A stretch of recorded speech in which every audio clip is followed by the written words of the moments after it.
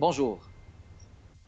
L'écrivain et Bon, historien Jean-Jacques Ampère disait: les livres font les époques et les nations comme les nations, et les époques font les livres.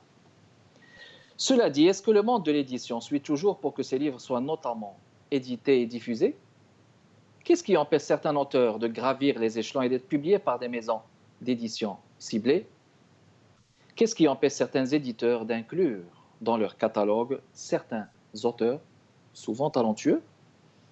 Nous avons le plaisir d'accueillir aujourd'hui chez Art et Lettres Madioula Kébé Camara, éditrice et autrice sénégalaise française, établie au Québec. Et elle a grandi à Paris et habite aujourd'hui à Montréal après avoir travaillé dans le domaine bancaire plusieurs années en France comme au Québec. Elle poursuit présentement ses études, des études littéraires à l'UQAM et fonde à l'été 2020 la maison d'édition Divers Syllabes.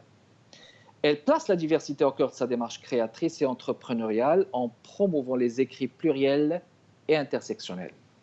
Elle collabore activement à l'inclusion des voix minoritaires dans le milieu artistique et académique au Québec, en étant membre de l'Institut de recherche en études féministes et en participant à plusieurs initiatives telles que celle du Centre de recherche interuniversitaire sur la littérature et la culture québécoise, le Centre de recherche sur le texte et l'imaginaire et l'Association canadienne des études africaines. Ici Kamal Benkiran, bienvenue chez Art et Lettres. Je vous souhaite la bienvenue parmi nous, Madioula. bonjour Kamal, merci de cette invitation, pour cette invitation. Je vous en prie, ça fait plaisir de vous accueillir. On a été persévérants. Finalement, vous voilà avec nous sur les ondes pour parler de diverses thématiques. Surtout, vous êtes fondatrice de cette maison d'édition Divers Syllabes qui est en train de faire un beau chemin, on va le dire. Mais dans un premier temps, avec vous, vous poursuivez présentement des études, je vais dire littéraires, en création littéraire, si je ne m'abuse. Oui, Est-ce que dans un premier temps, vous aviez cette fibre de l'écriture qui vous a plutôt donc motivé à continuer à entreprendre des études littéraires universitaires? oui, ça a toujours été mon petit secret en fait. Je me disais pas autrice ou écrivaine, mais plutôt j'aimais inventer des histoires. Donc je Mhm, suis inventrice d'histoires qui me ressemblent au début, puis pour mes frères et sœurs dans un cadre très personnel, très privé. Mais plus ça allait, plus j'appelais ça de l'écriture. Et cette écriture-là, en fait, je fais en sorte qu'elle soit inclusive mhm, dans l'action pour aussi faire ma part à mon niveau, d'intégrer en fait le changement, puis permettre de voir des personnages mhm, atypiques euh, pour se voir davantage soi-même dans sa différence, pour se mhm. lire davantage, pour permettre plus de représentation. Donc, c'est tout ça, c'est d'être dans l'écriture, mais en fait, c'est dans l'ouverture. Parce que la littérature, finalement, c'est le lieu des possibles, du Mhm, dépassement, tout à euh, fait. et qui permettrait de représenter cette pluralité qu'on porte en nous, en fait. Donc, c'est tout Oui, ça. puis, excellent. Donc, vous avez continué d'écrire, de créer, justement. Et puis, il y a eu un aboutissement, celui de créer une maison d'édition désormais très présente ici à Montréal, Divers Syllabes. Et vous l'avez fait avec des gens très dynamiques aussi. Je fais partie de ceux qui vous suivent de manière continue et régulière. Divers Syllabes, une maison d'édition, on va dire féministe. Voulez-vous nous en parler plus, nous parler de ce mandat et des objectifs de la maison d'édition et comment est venue la création justement de Divers Syllabes? Mais la création de diverses syllabes, elle a été, même si c'était un projet que je portais en moi depuis plusieurs années, une volonté en fait Mhm, de créer quelque chose qui allait accueillir mhm, la pluralité. Mais elle est arrivée, ça s'est concrétisé cet été parce qu'il y avait plusieurs éléments sociaux qui l'ont encouragé mhm. aussi. Euh, Lorsqu'il y a eu le mouvement des Black Lives Matter avec le meurtre de George Floyd, par exemple, Oui. euh, plusieurs personnes au Québec se questionnaient dans les différents groupes de discussion, puis autour de moi, autour de Mhm, nous, demandant comment être un meilleur allié, comment me former, mhm, comment. Et puis souvent, les ouvrages qui étaient proposés à ces personnes désireuses d'être de meilleurs alliés, c'était de lire de la littérature ou de lire des personnes, des États-Uniens des personnes qui venaient d'Europe, mais la Mhm. réalité du Québec n'est pas la même en fait. Donc de lire Mhm. des ouvrages des États-Unis, on Oui, sait très bien de ce qui se passe en Europe, mais c'est pas la réalité du Québec. Et donc c'est là où j'ai vu déjà un manque. C'était la première étape. La deuxième étape, c'est lorsqu'il y a eu, j'ai intégré plusieurs groupes de discussion des femmes et des minorités du milieu littéraire et du milieu artistique au Québec. Il y a eu une vague mhm. de dénonciation, mais en fait, moi, cette Oui, vague de dénonciation, je l'ai, déjà par chance, j'ai pas vécu de violence à ce niveau-là, mais j'étais beaucoup à l'écoute dans toutes ces sphères de discussion. J'étais beaucoup à l'écoute parce que déjà, je débarque un petit peu dans le milieu mhm. littéraire. Je débarque au Québec aussi, ça fait que 5 ans que je suis là, donc j'étais beaucoup dans l'écoute et ça m'a donné énormément d'informations, ça m'a donné énormément d'outils pour que la maison d'édition soit celle qu'elle est aujourd'hui. Donc la maison d'édition, j'ai choisi qu'elle soit intersectionnelle, féministe Mhm. intersectionnelle d'abord, Mhm. c'est-à-dire qu'on privilégie chez diverses syllabes Mhm. les auteurs, les autrices racisées et les personnes minorisées dans le genre. Donc il peut y avoir un homme blanc, mais qui Mhm. serait minorisé dans le genre, donc il pourrait éditer chez nous, par exemple. Mais pas qu'au niveau de l'édition, mais également les éditeurs, éditrices, les illustrateurs, illustratrices, les correcteurs, correctrices, tous ces Correctrice. agents. euh, Mais vous dites justement qu'il y a, là c'est intéressant ce que vous dites, vous privilégiez, donc des gens, c'est un choix, c'est une ligne éditoriale, mais justement pourquoi privilégier des femmes racisées? C'est venu à cause de quoi? la motivation, elle est venue en prenant conscience de ce qui m'entoure. Mhm. J'avais besoin du changement, mais Oui, aussi d'être en action pour créer des opportunités à des personnes qui en ont le moins et que l'on voit oui, moins aussi en art et en oui, littérature au Québec. qui sont Donc, invisibilisées. c'est inviter spécifiquement ces Mhm. personnes-là. C'est dans l'invitation et non pas dans l'exclusion des autres, mais plutôt dans Oui, l'invitation de ces-le, parce qu'il y a les femmes et les personnes minorisées dans le genre, d'inviter ces personnes-là particulièrement dans cette maison d'édition. Donc le mandat de Diverses Syllabes, c'est de permettre à des femmes racisées, des personnes minorisées dans mhm. le genre, d'accéder à l'édition. L'objectif, en fait, c'est qu'à coup de, si je puis me permettre, à coup de 3 livres par année, c'est de répondre au Oui, manque de représentation de ces personnes-là qui sont oui, marginalisées, mais qu'on ne voit mhm. moins dans le paysage littéraire québécois. Et Oui, ça, qui va permettre aussi de mieux représenter la réelle pluralité qui est autour de nous, parce qu'autour de nous, il y a de la diversité au Québec. Mais en littérature, ça se perçoit moins et c'est souvent les mêmes personnes qui reviennent. Pour qui reviennent, vraiment oui. initier ce changement-là, c'est d'inviter D'accord. d'autres. C'était ça. Mais les maisons d'édition, normalement, vous êtes mieux placé pour savoir que c'est quand même assez délicat, ça fonctionne par subvention. Euh, Vous avez remarqué donc qu'il y a un manque de représentativité latent qu'on peut voir de visu, ce qui a donc poussé, ce qui vous a poussé à créer justement cette maison d'édition avec des femmes dynamiques. Ce sont des femmes qui sont avec vous, des collègues d'études? Pas totalement, pas toutes, pas tous.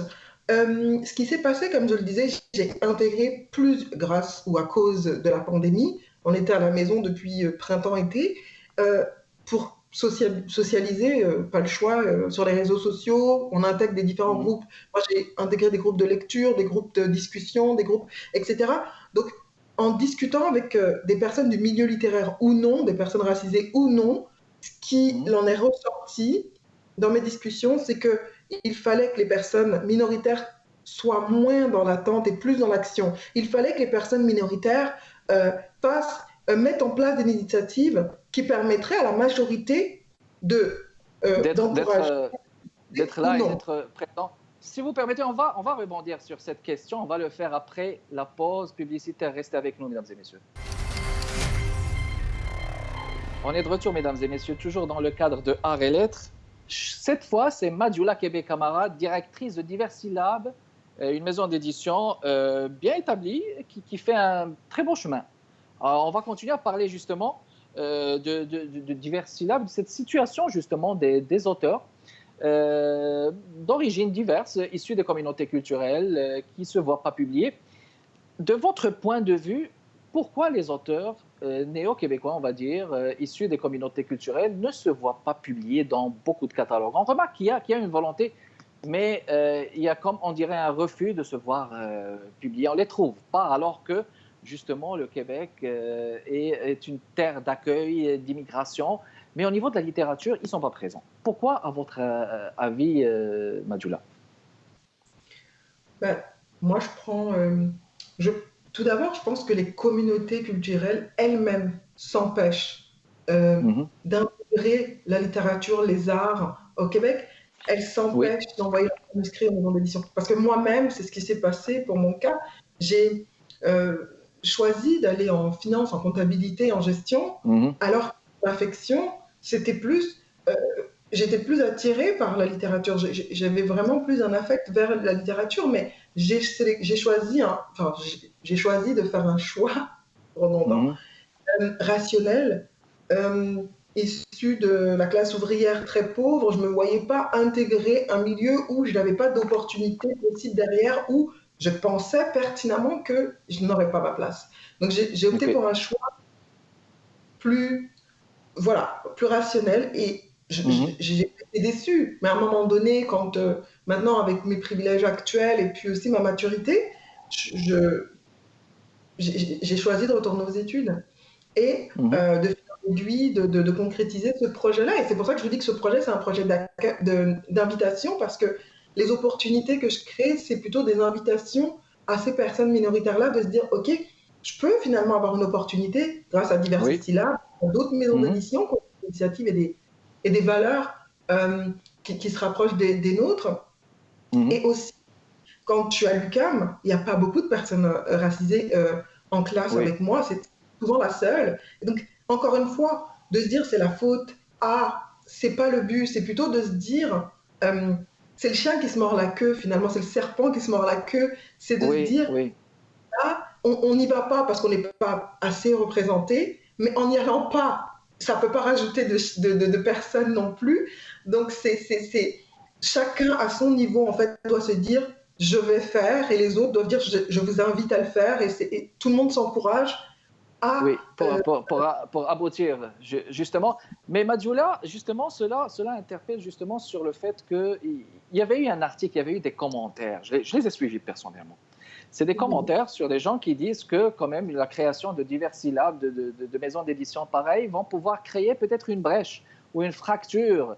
Ça ne va pas compléter les maisons d'édition québécoises que nous avons. Il y a certains arguments qui sont venus comme ça. On va dire qu'elles sont légitimes, les gens ils ont le droit de s'exprimer, mais les gens qui disent cela, qui disent que peut-être bien c'est une façon de rejeter les maisons d'édition québécoises, ou même carrément les Québécois, comment est-ce que vous lisez cette argumentation de votre point de vue?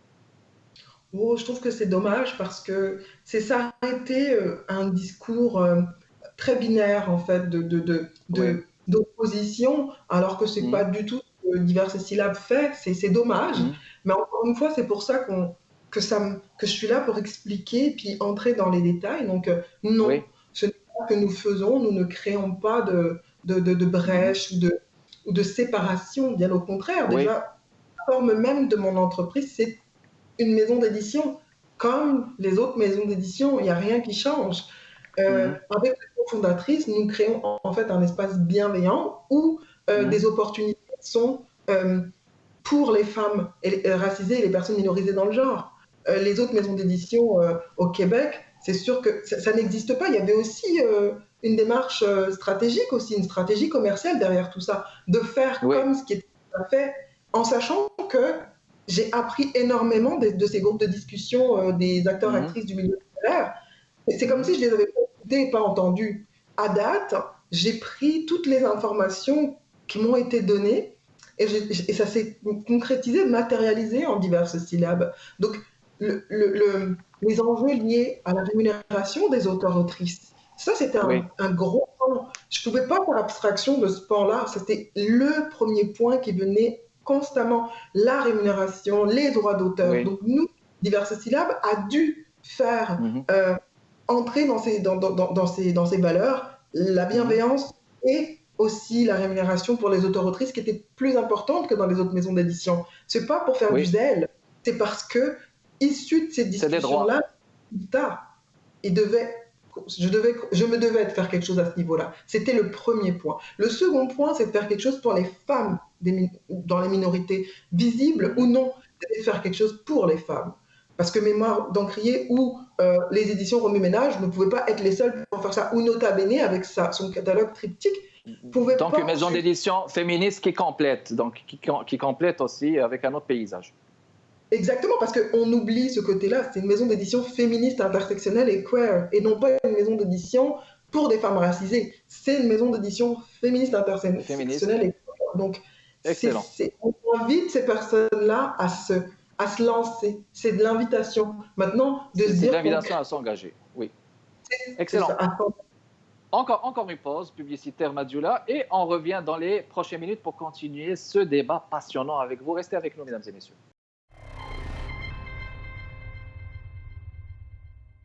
De retour, mesdames et messieurs, toujours dans le cadre de Art et Lettres, chez ICI Télévision, on est en train de parler édition avec Madjoula Kébé. Camara, la autrice et directrice de Divers Syllabes. On va continuer, Madjoula. Une question concernant les issues. Alors, on comprend que vous ne parlez de complémentarité, Divers Syllabes, une maison d'édition féministe, d'accord. Il y a certaines issues dont on parle, peut-être au Salon du Livre Montréal, etc., des issues pour que ces auteurs ou autrices soient plus intégrés au niveau de ces maisons d'édition. Il y a des issues, on les entend beaucoup, comme par exemple défoncer les portes, créer des quotas, créer une contrepartie en créant justement des maisons d'édition comme vous venez de le faire. Alors justement, quelle est l'issue qui vous paraît la plus crédible?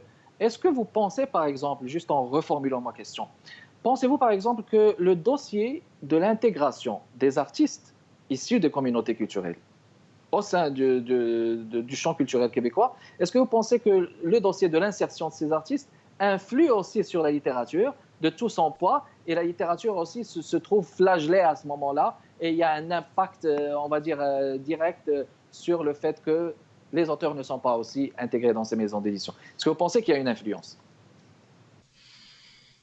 Oh oui, il y a beaucoup de... Mais moi, je pense que, en tout cas, ce qu'on fait chez Divers Syllabes, c'est que notre but, c'est pas de diviser, mais d'inclure, en fait. Donc, déjà, après, le discours change tout de suite. On ne divise pas, on inclut, on n'oppose pas, on invite. Et pour représenter finalement la pluralité québécoise qui est autour de nous. Maintenant, oui, les différentes discussions au sujet des issues, de comment on pourrait changer les choses, moi, je pense qu'il n'y a pas de... Toutes les avenues devraient être empruntées. Par exemple, intégrer des institutions existantes afin de faire bouger les choses de l'intérieur, ou encore participer au rayonnement de l'art de par sa différence uniquement ou de par son identité. Il y a plein de manières différentes pour faire bouger les choses. Il n'y a pas d'une seule manière. En mon sens, tout est bon à faire en fait. Quand la démarche elle est liée à l'ouverture, au respect, à l'altérité, à la bienveillance et au dialogue, il n'y a pas de frein. Tout est possible. Mais de l'autre côté aussi, les institutions, puis tout le monde aussi doit être... doit s'engager. Le changement, oui, à s'engager. Excellent. Parfait. Alors, bon, on va parler de vos engagements. Il y avait eu un débat, une table ronde dernièrement, la décolonisation de l'édition au Québec et en francophonie. Votre participation, j'imagine que c'est votre première participation au Salon du Livre de Montréal 2020. Alors, voulez-vous nous dire un mot à ce propos et ainsi que vos activités dans ce Salon du Livre, vos premières activités, on va dire? Il y a eu 2 tables rondes qu'on a co-programmées avec les éditions Pronet. C'était un succès parce que déjà c'est notre première participation. Il y a eu un grand nombre de personnes qui se sont inscrites et qui ont écouté nos tables rondes, des discussions très enrichissantes aussi avec d'autres enjeux, comme Patrick Desjardins, l'enjeu du vertige ou du capacitisme. C'était évident. Une personne intelligente, vive, d'esprit, puis qui nous parle d'enjeux importants de sa condition de personne en situation de handicap, c'est merveilleux. Puis Nicolas Dawson, on sait quand même qu'il est militant est auteur, il est chargé de cours. C'est d'avoir l'opportunité de discuter avec eux, puis de représenter la Maison Diverses Syllabes. Mhm. C'est magnifique parce que ça concrétise finalement l'entrée dans le monde des arts et de la littérature. Donc pour moi, c'était vraiment un accomplissement. Donc c'était un honneur de participer et d'être entouré comme ça de personnes De comme votre... personnes Mais, ces deux auteurs. Oui, oui, je vous en prie. mais aussi dans les discussions, donc c'est certain, le thème c'était la décolonisation de l'édition au Québec et en francophonie, donc c'est sûr que le thème nous parle, et puis même si on n'était pas dans l'édition, ça nous parle, ça vient nous chercher. Mhm. Donc la question de la représentation et de l'importance de pluraliser en fait cette représentation, Oui, elle a été omniprésente, c'était le fil rouge. Euh, oui, mais en fait, c'était aussi de comprendre qu'il n'y avait pas une voix minoritaire, c'est qu'il y en a une oui. multitude et Il y a de que cette multiples issues, oui. présentée par une seule personne. Elle doit être offerte au public par une multitude de canaux, par une multitude de voix. Et c'est ça, en fait, qui est ressorti de ça. Comme la réalité de Patrick Desjardins n'est pas la même que celle de Nicolas Dawson, n'est pas la même que la Oui, chacun mienne. a sa propre réalité, comme vous dites. On va prendre. Bon, il reste. Vous voyez, le temps file vite, C'est Madjoula. Il vrai. reste juste quelques secondes là. On va juste prendre vos projets de publication, vos projets d'avenir avec divers syllabes. C'est à vous. Il y en a beaucoup. Bah, déjà, nous avons eu la chance, j'ai eu la réponse récemment, Mhm. nous serons représentés par 10 médias. Donc, D'accord. pour Ah, ça, c'est représenter très bien. C'est bien. Mhm. exactement, ça concrétise aussi ça, qu'on nous donne la chance d'être représenté par une institution telle que d'Immédiat aussi, ça permet de ne pas avoir ce syndrome d'imposteur. On est validé par aussi certaines institutions, par les médias, donc c'est quand même des bons points de gagner.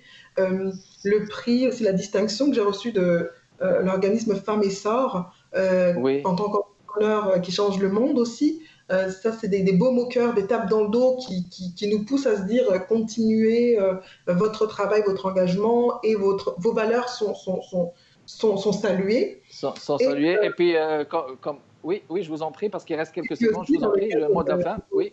nos réalisations à diverses syllabes, nos réalisations. Mhm. Notre premier ouvrage est en cours, ça sera un ouvrage collectif pour venir signer aussi l'identité de l'entreprise. Ça ne sera pas que des ouvrages collectifs, mais le premier, c'était important pour nous de lier plusieurs voix, de tout de suite emmener cette De, diversité de, qu'on veut de les représenter. rassembler.